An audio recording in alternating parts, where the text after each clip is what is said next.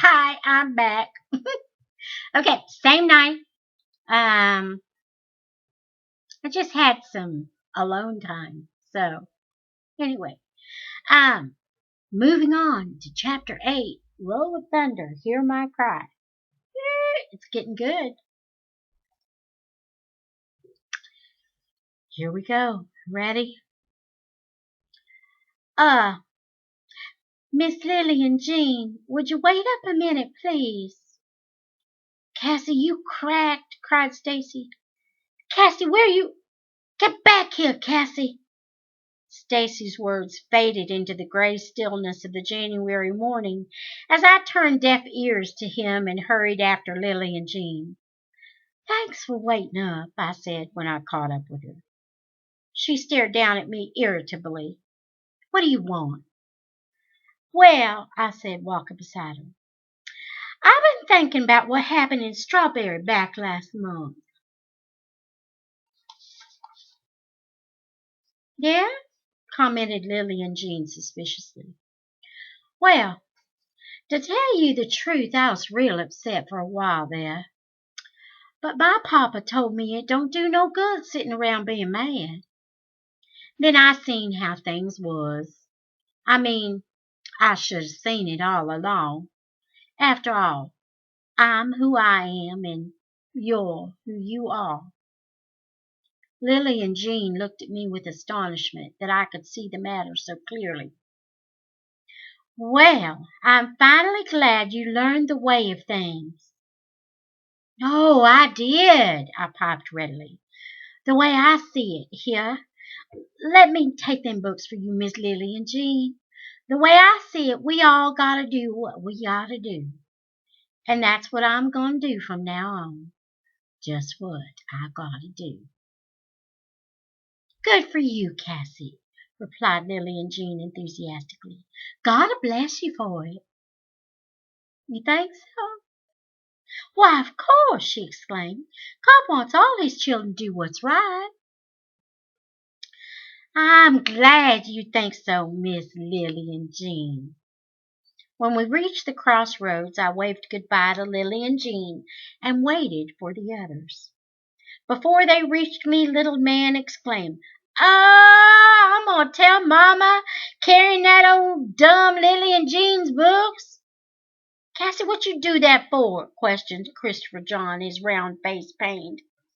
Oh, shoot, laughed TJ. Oh, Cassie just learned she better do what's good for her if she don't want no more Miss Sims's backhand. I clenched my fist behind me and narrowed my eyes in the Logan gaze, but managed to hold my tongue. Stacey stared at me strangely, then turned and said, We better get on to school. As I followed, Jeremy touched my arm timidly. Cassie, did you have to do that? That old Lillian Jean, she ain't worth it.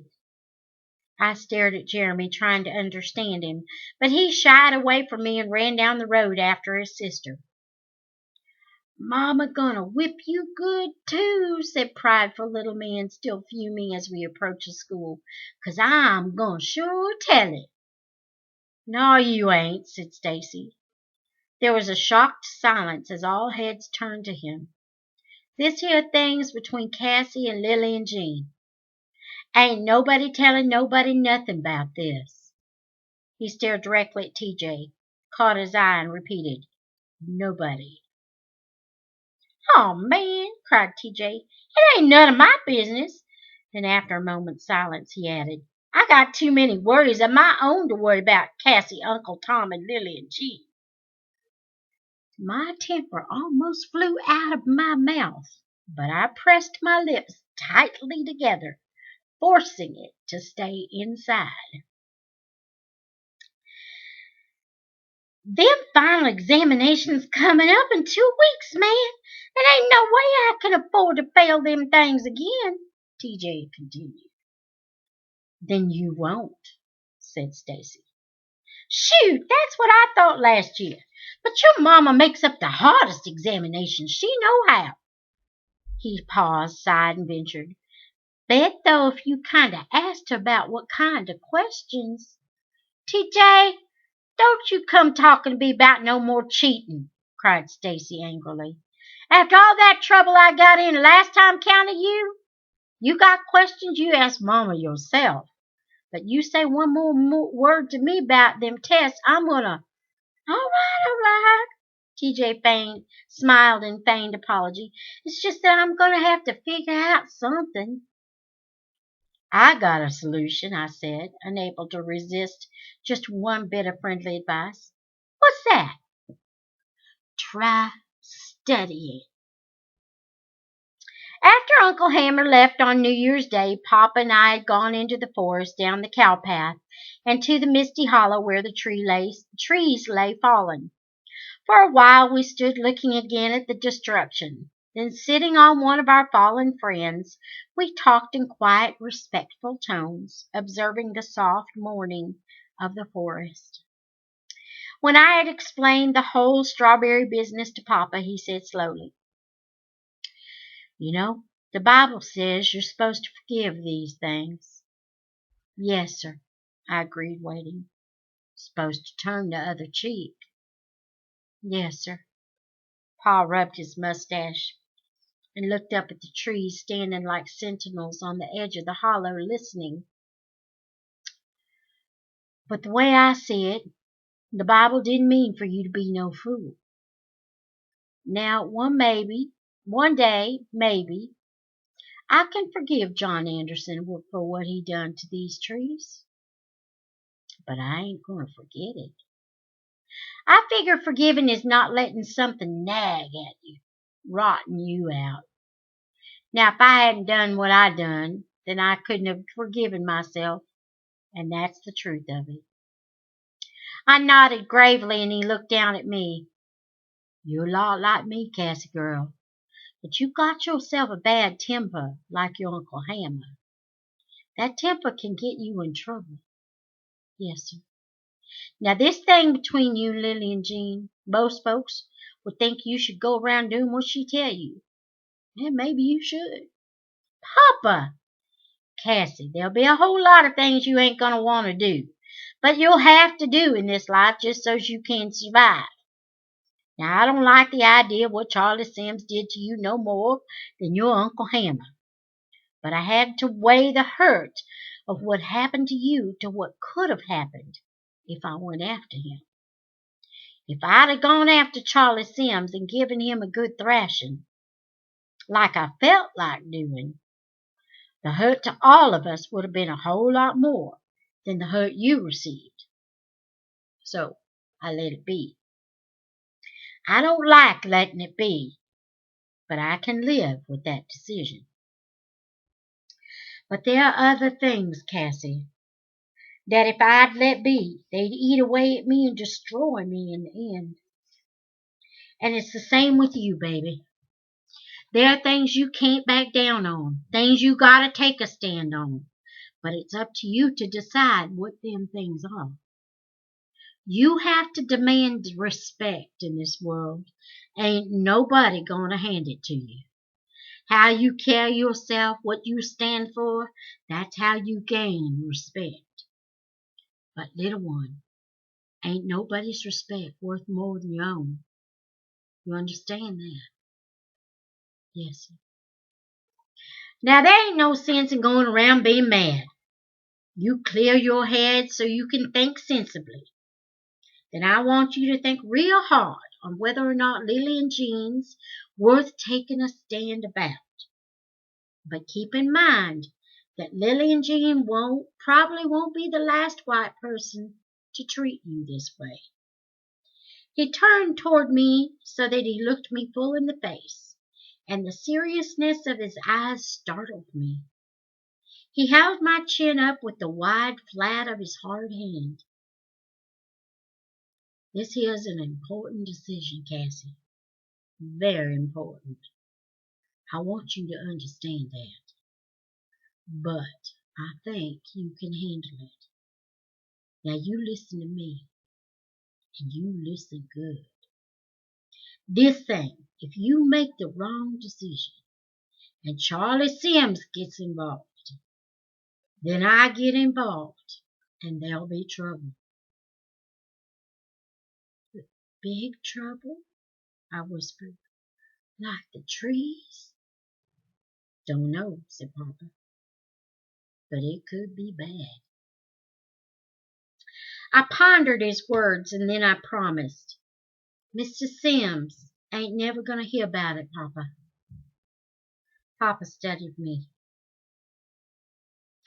I'll count on that, Cassie girl. I'll count real hard on that. For the month of January, I was Lillian Jean's slave, and she thoroughly enjoyed it. She even took to waiting for me in the morning with Jeremy so that I could carry her books. When friends of hers walked with us, she bragged about her little colored friend and almost hugged herself with pleasure when I called her Ms. Lillian Jean. When we were alone, she confided her secrets to me. The boy she had passionately loved for the past year, and the things she had done to attract his attention, with no success, I might add. The secrets of the girl she couldn't stand, as well as those she could, and even a tidbit or two about her elder brother's romantic adventures. All I had to do was prime the gossip pump, was smile nicely and whisper, Miss Lillian Jean every now and then, and I almost hated to see the source dry up. At the end of examination day, I shot out of Miss Crocker's class and hurried into the yard. I was eager to get to the crossroads to meet Lillian Jean. I had promised myself to first take care of the examinations, and then... Little man, Claude, Christopher John, come on, y'all, I cried. There's Stacey. The four of us dashed across the yard, trailing Stacey and TJ to the road.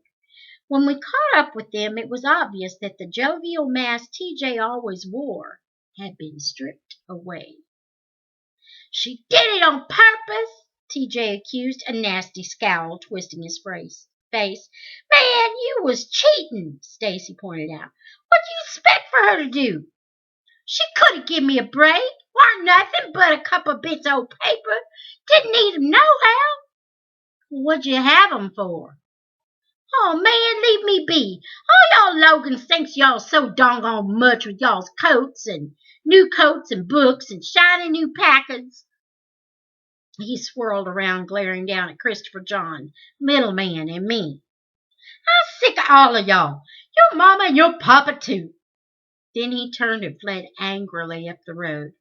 TJ, hey, man, where you going? Stacey yelled after him. TJ did not answer. The road swelled into a small hill, and he disappeared on the other side of it. When we reached the crossroads and saw no sign of him on the southern road leading home, Stacey asked Claude, where'd he go? Claude looked shamefaced and rubbed one badly worn shoe against the other. Down to that old store, I reckon. Stacey sighed. Come on, then. We better get on home. He'll be all right by tomorrow. Y'all go on, I said. I gotta wait for Lillian Jean. Cassie, I'll catch up with you, I said before Stacey could lecture me. Here, take my books, y'all. He looked at me as if he should say something else, but deciding not to, he pushed the younger boys on and followed them. When Lillian Jean appeared, I sighed thankfully that only Jeremy was with her. It could be today for sure. Jeremy, who seemed to be as disappointed in me as little man, hurried on to catch Stacey. That was fine, too. I knew he would. I took Lillian Jean's books, and we sauntered down the road. I only half listened to her. I was sweeping the road looking for the deep wooded trail I had selected earlier in the week.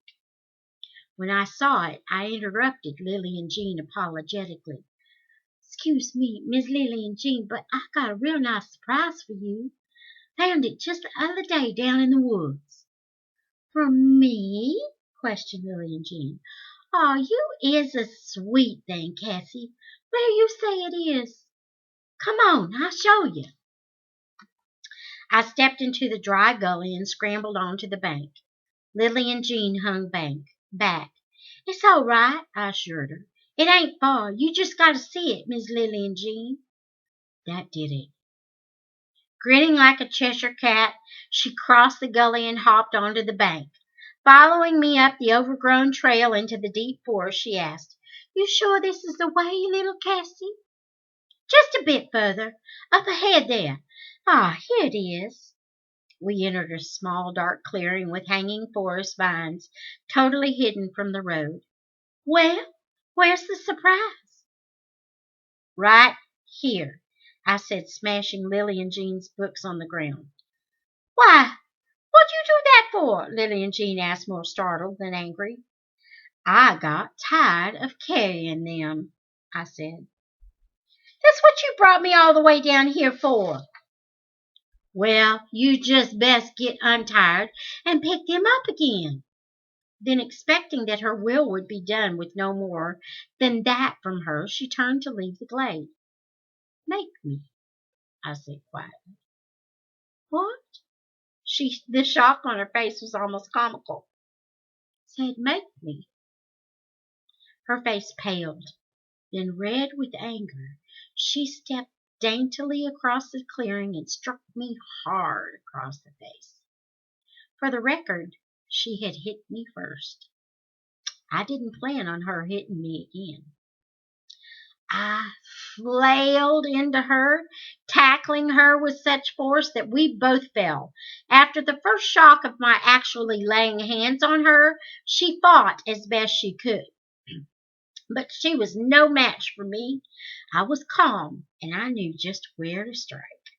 I punched her in the stomach and buttocks and twisted her hair, but not once did I touch her face.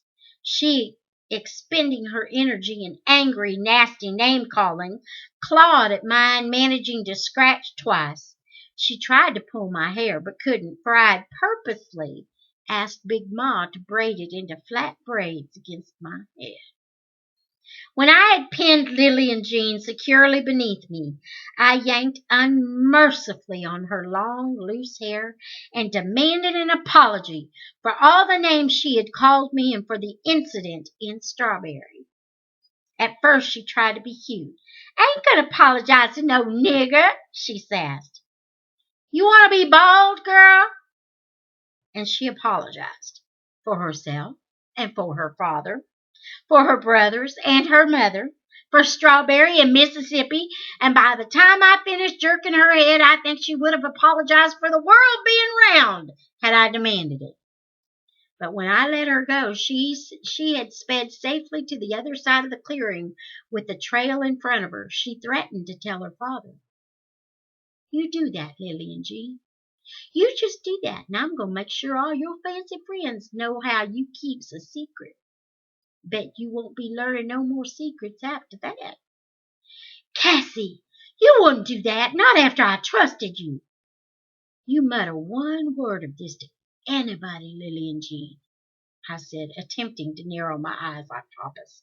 "Just one person, and everybody at Jefferson Davis is going to know who you crazy about and all your other business. And you know, I know. Besides, if anybody ever did find out about this fight, you'd be laughed clear up to Jackson. You here going on 13 getting beaten up by a 9-year-old girl." I was starting up the trail feeling good about myself when Lillian Jean asked, bewildered, "But Cassie, why? You were such a nice little girl." I stared at her, astonished. Then I turned and left the forest, not wanting to believe that Lillian Jean didn't even realize it had all been just a game. "Cassie Logan?" "Yes, Miss Crocker." "That's the third time I've caught you daydreaming this morning. Just 'cause you managed to come in first on the examinations last week doesn't mean a thing this week. We're in a new quarter and everybody's slate is clean. You'll make no A's by daydreaming. You understand that?" "Yes'm, I said, not bothering to add that she repeated herself so much that all a body had to do was listen to the first few minutes of her lesson to be free to daydream to her heart's content. I think you just better sit in the back where you're not so comfortable, she said. Then maybe you'll pay more attention. But Miss Crocker raised her hand, indicating that she did not want to hear another word, and banished me to the very last row in front of the window. I slid onto the cold seat after its former occupant had eagerly left it for my warm quarters by the stove. As soon as Miss Crocker turned away, I mumbled a few indignant phrases, then hugged my Christmas sweater to me. I tried to pay attention to Miss Crocker, but the cold creeping under the windowsill made it impossible. Unable to bear the draught, I decided to line the sill with paper from my notebook. I ripped out the paper, then turned to the window. As I did, a man passed under it and disappeared. The man was Caleb Wallace. I raised my hand. Miss Crocker, may I be excused, please, ma'am? Well, you know. As soon as I had escaped Miss Crocker, I dashed to the front of the building. Caleb Wallace was standing in front of the 7th grade class building, talking to Mr. Wellever and 2 white men whom I couldn't make out from where I stood. When the men entered the building, I turned and sped to the rear and carefully climbed onto the woodpile stacked behind it. I peeked cautiously through a broken window into Mama's classroom. The men were just entering. Caleb Wallace first, followed by a man I didn't know, and Mr. Harlan Granger.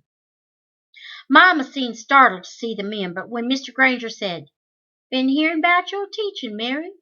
So as members of the school board, we thought we'd come by and learn something." She merely nodded and went on with her lesson. Mr. Wellever left the room, returning shortly with 3 folding chairs for the visitors. He himself remained standing. Mama was in the middle of history, and I knew that was bad. I could tell Stacey knew it too. He sat tense near the back of the room, his lips very tight, his eyes on the men. But Mama did not flinch. She always started her history class the first thing in the morning when the students were most alert, and I knew that the hour was not yet up. To make matters worse, her lesson for the day was slavery.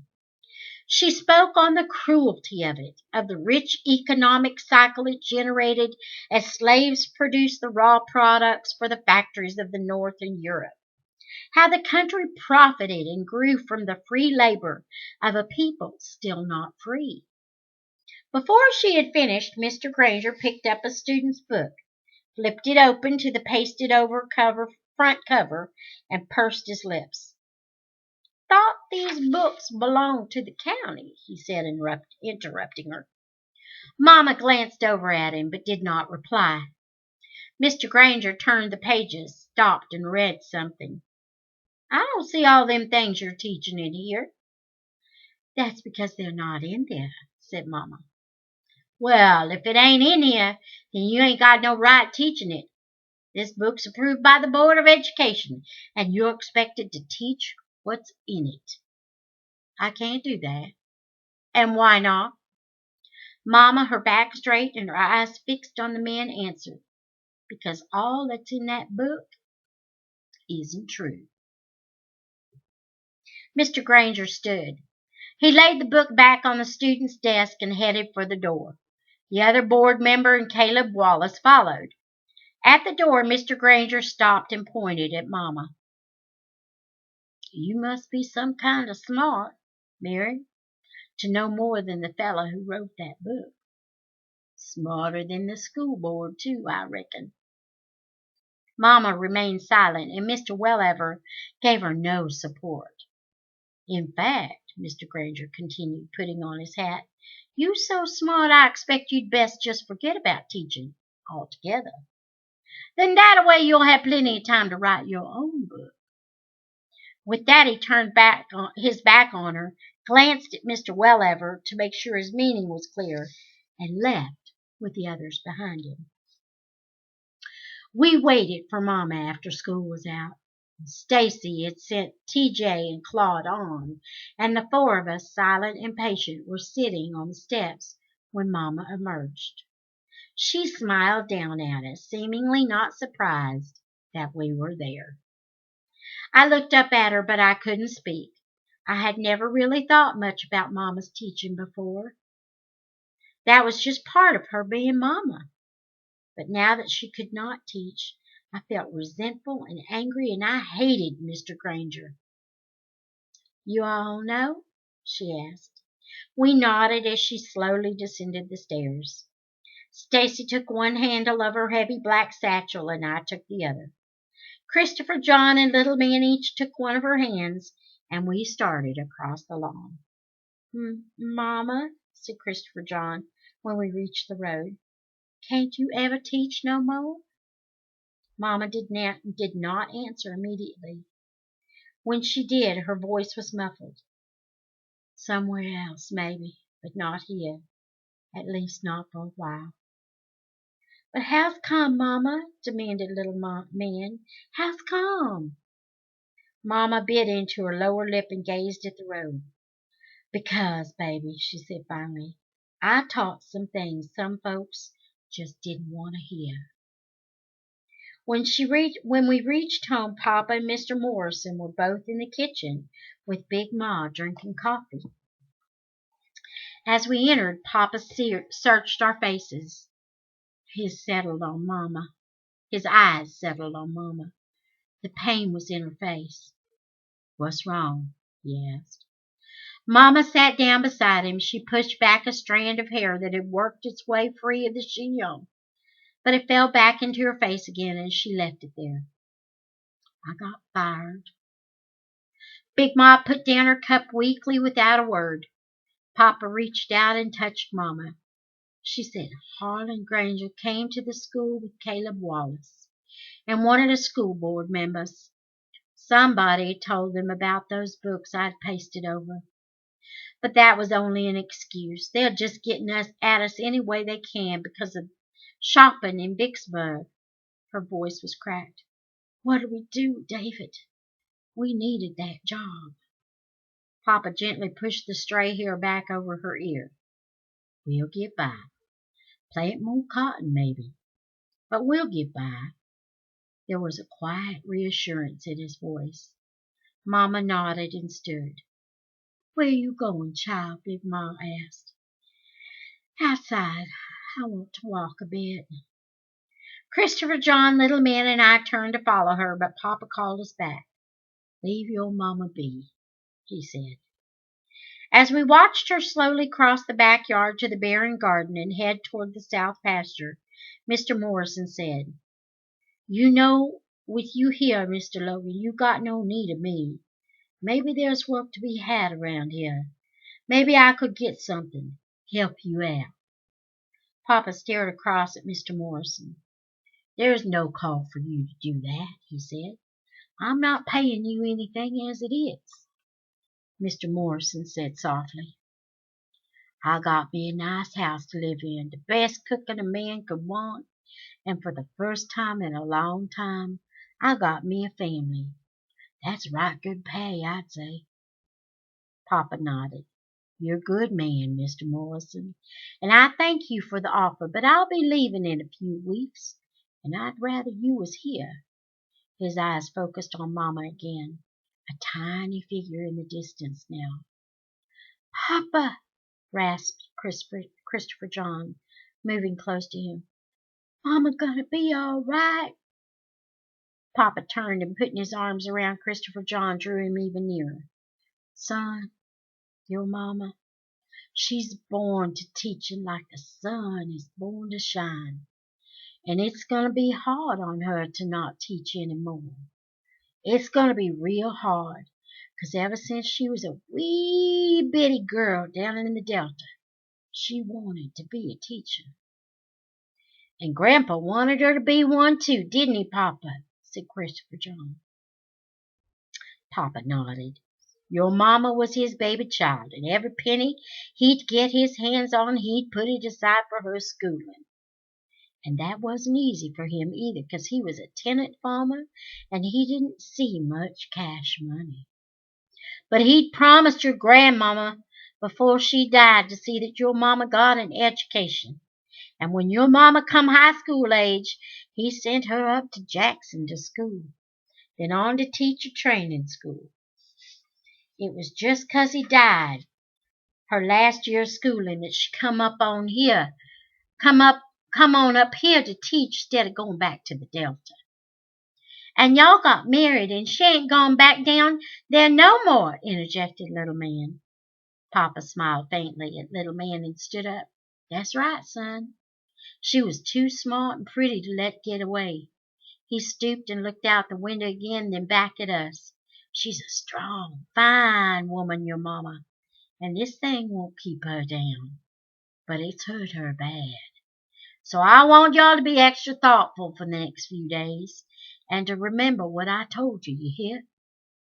Yes, sir, Papa, we answered. Papa left us then and went on to the back porch. There he leaned against the porch pillar for several minutes, staring out toward the pasture. But after a while he stepped into the yard and crossed the garden to join Mama. TJ, you sure? Stacey asked little Willie Wiggins at recess the next day. Little Willie nodded morosely and answered, Heard it myself. Clarence, too, was standing right upside him at the store when he told Mr. Caleb, come talking about how Miss Logan failed him on purpose, and then said she wasn't a good teacher and that she the one stopped everybody from coming up to their store. Then she was even destroying school property talking about them books, you know. Who's gonna take him? I cried. Hush, Cassie, said Stacey.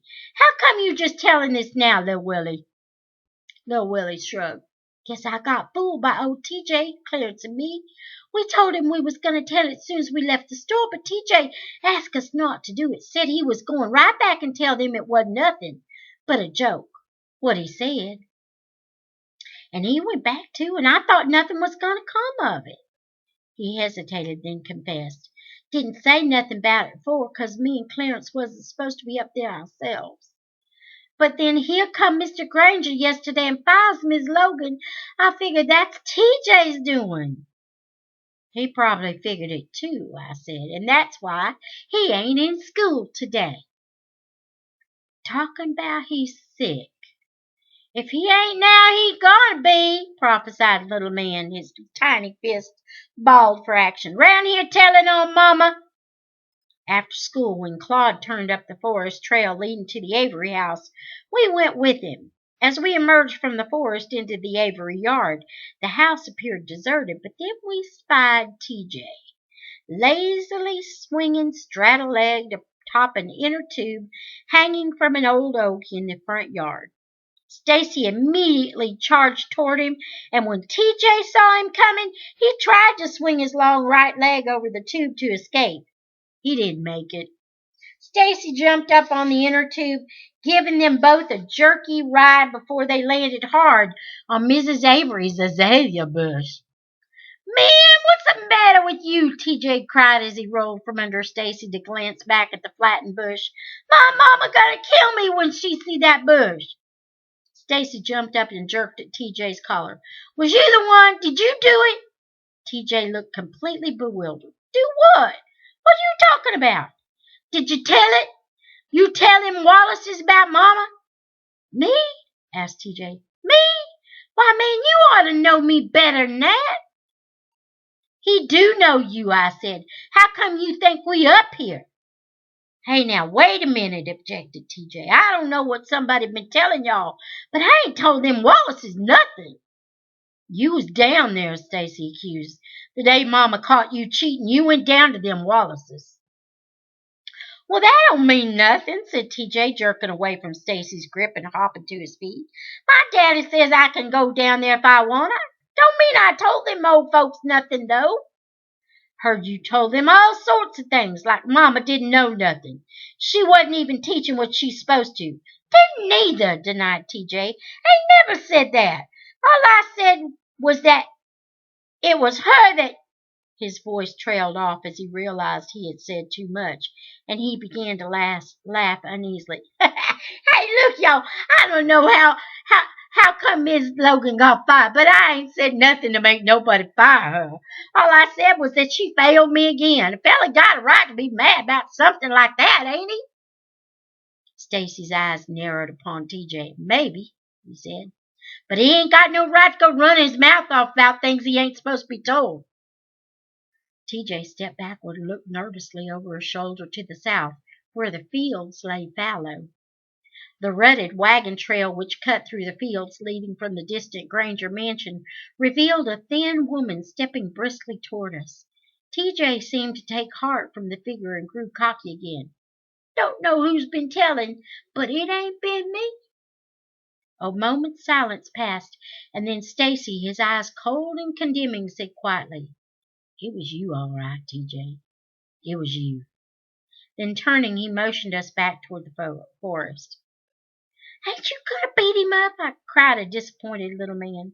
What he got coming to him is worse than a beating, replied Stacey. What could be worse than that? Asked Christopher John. You'll see, said Stacey, and so will TJ. TJ's first day back at school after almost a week's absence was less than successful. Avoiding us in the morning, he arrived late, only to be shunned by the other students. At first he pretended that the students' attitude didn't matter, but by the afternoon when school was out, he hurried after us, attempting to convince us that he was merely a victim of circumstances. Hey, y'all ain't gonna hold what Lily Willie said against me, are you? He asked. You still saying what Little Willie said ain't true? Questioned Stacey. Why, shoot, yeah, he exclaimed. When I catch up with that little rascal, I'll beat him to a pulp. Round here telling everybody I got Miss Logan fired. Ain't nobody even speaking to me no more. Little Willie probably told them Wallace's that himself, so he figures to get out of it by telling everybody it was. Oh, stop lying, TJ, I said testily. Don't nobody believe you. Well, I should have known you wouldn't, Cassie. You never lied to me anyway. Well, anyway, that's the truth, I agreed. But, said TJ, grinning again and turning toward Little Man and Christopher John, my little buddy Christopher John believes me, don't you, fella? And you still my pal, ain't you, little man? An indignant little man looked up at TJ, but before he could speak, easy-going Christopher John said, You told on my mama, TJ. Now she all unhappy, 'cause she can't teach school no more, and it's all your fault. And we don't like you no more. Yeah, added little man in agreement. TJ stared down at Christopher John, not believing that he had said that. Then he laughed uneasily. I don't know what's gotten into you folks. Everybody's going crazy. Look, Stacey said, stopping. First you run off with the mouth to them Wallaces. And now you blaming little Willie for what you done. Why don't you just admit it was you? Hey, man, TJ exclaimed, grinning his easy grin. But then, finding that the grin and the smooth words no longer worked, his face dropped. Oh, all right, all right. So maybe what if I did say something about Miss Logan? I can't even remember saying nothing about it. But if both Little Willie and Clarence said I did, then maybe I did. Anyways, I'm real sorry about your mama losing her job, and all of us, including Claude, stared distastefully at TJ and walked away from him. Hey, wait! I said I was sorry, didn't I? He asked, following us. Look, what's a fella got to do anyway? Hey, y'all, look. This here is still old TJ. I ain't changed. Y'all can't turn on me just 'cause. You the one who turned, TJ, Stacey called over her shoulder. Now leave us alone. We don't want no more to do with you. TJ, for the first time comprehending that we were no longer his friends, stopped. Then, standing alone in the middle of the road, he screamed after us, Who needs y'all anyway? I've been tired of y'all always hanging around for a long while now, but I've been too nice to tell you. I should have known better. What I look like Having a bunch of little kids round all the time and me here 14-year grown. We walked on, not stopping. Got me better friends than y'all. They give me things and treat me like I'm a man, and they white too. His voice faded into the wind as we left him, and we heard no more. And that is the end of chapter 8. And that will be all for tonight. So, until next time, may the Lord bless you and keep you. May he make his face to shine upon you and be gracious to you. May the Lord lift up his countenance upon you and grant you his peace.